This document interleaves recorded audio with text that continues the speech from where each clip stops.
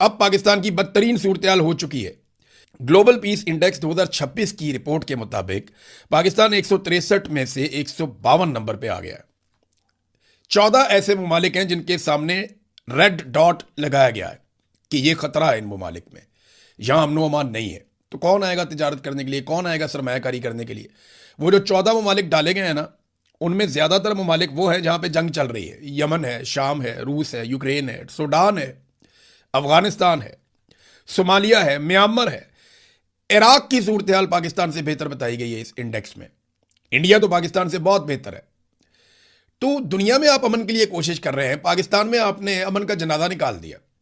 रोजाना कहीं ना कहीं दहशतगर्दी का वाकया होता है, रोजाना कहीं ना कहीं ड्रोन चलता है।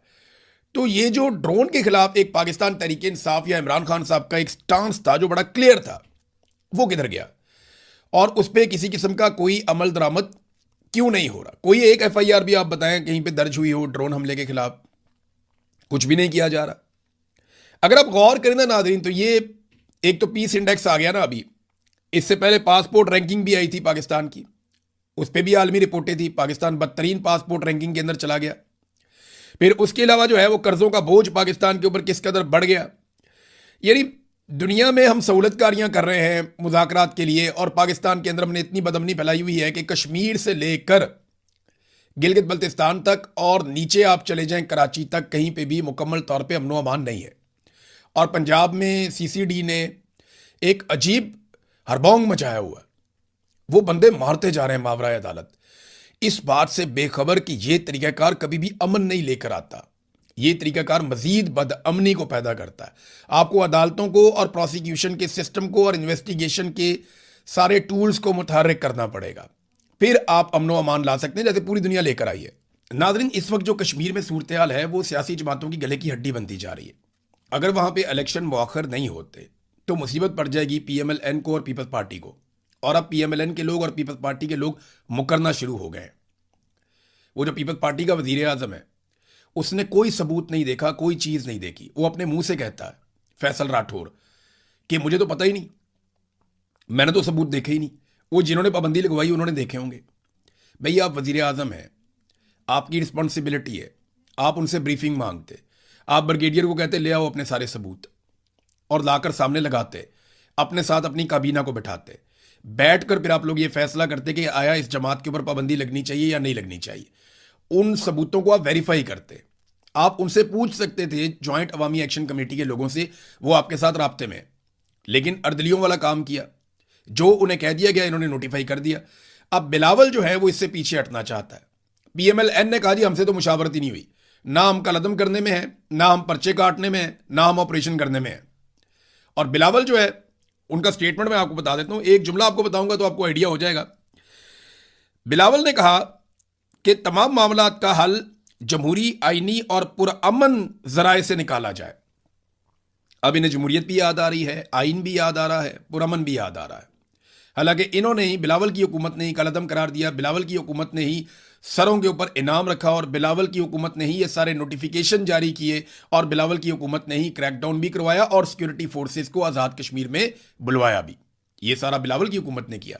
लेकिन अब क्योंकि इलेक्शन आ रहा है तो ये लोगों को बेवकूफ़ बनाना चाहते हैं। थोड़ा सा ये माहौल बनाएंगे, थोड़ा पाकिस्तान का मीडिया इनका साथ देगा, और बाकी सारा काम पाकिस्तान की मिलिट्री एस्टेब्लिशमेंट करेगी, और वहां बैठे हुए जो अफसरान है वो करेंगे।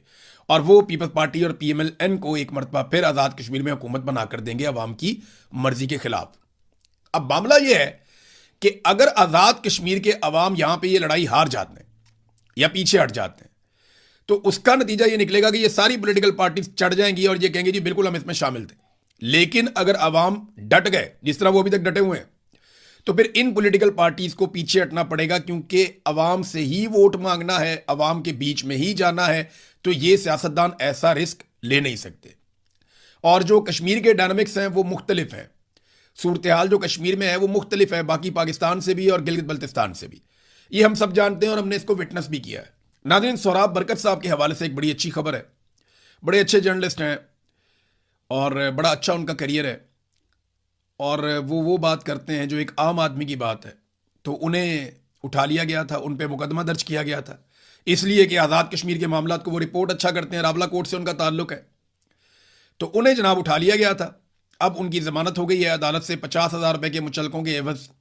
अदालत ने कहा कि इनको रिहा कर दिया जाए। तो उम्मीद करते हैं कि एक आधे दिन में वो रिहा होने के बाद चीज़ें नॉर्मलाइज हो जाएंगी। लेकिन बड़ी सख्त ज्यादती हुई है सोहराब बरकत के साथ माजी में भी और इस मरतबा भी। मौलाना फजलुर रहमान साहब ने एक स्टेटमेंट दिया कौमी असम्बली में खड़े होकर। एक तो फजलुर रहमान साहब ने जब बोलना शुरू किया तो पहले उनकी आवाज़ ही बंद कर दी गई, फिर वीडियो ख़त्म कर दी गई। तो ये फजलुर रहमान साहब के साथ भी हो रहा है, यानी समझ ही नहीं आती उनको, बेचारे हुकूमत में है या अपोजिशन में है, तो एक अजीब कन्फ्यूजन फैला हुआ है। फजलुर रहमान साहब सबके साथ बनाकर भी रखना चाहते हैं। फजलुर रहमान साहब ने कहा कि मैं आज भी कहता हूं कि इमरान खान को बाहर आने दें, अगर एक शख्स की वजह से मुल्क की तनाव है तो उसे रिहा करें। मुझे कहा जाता है कि आप तो इमरान खान के खिलाफ थे, अब उसकी रिहाई के मुतालबात कर रहे हैं। मैं कहता हूं कि मुखालिफ जेल में हाथ पांव बांध कर पड़ा हुआ है, तो मैं इसके खिलाफ कैसे बात करूं। फजलुर रहमान साहब ने यह अच्छी बात की है, बड़ी बात की है।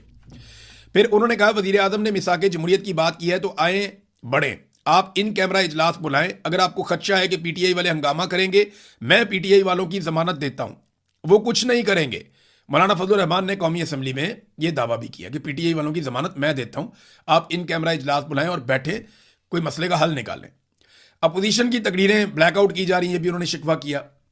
देखिए फजलुर रहमान साहब यहां पे रोल प्ले कर सकते हैं क्योंकि फजलुर रहमान साहब पे मौजूदा हुक्मरान भरोसा करते हैं और कोई ना कोई हल तो आपको निकालना है। आप इमरान खान को अंदर रख के पाकिस्तान की मईशत नहीं चला सकेंगे।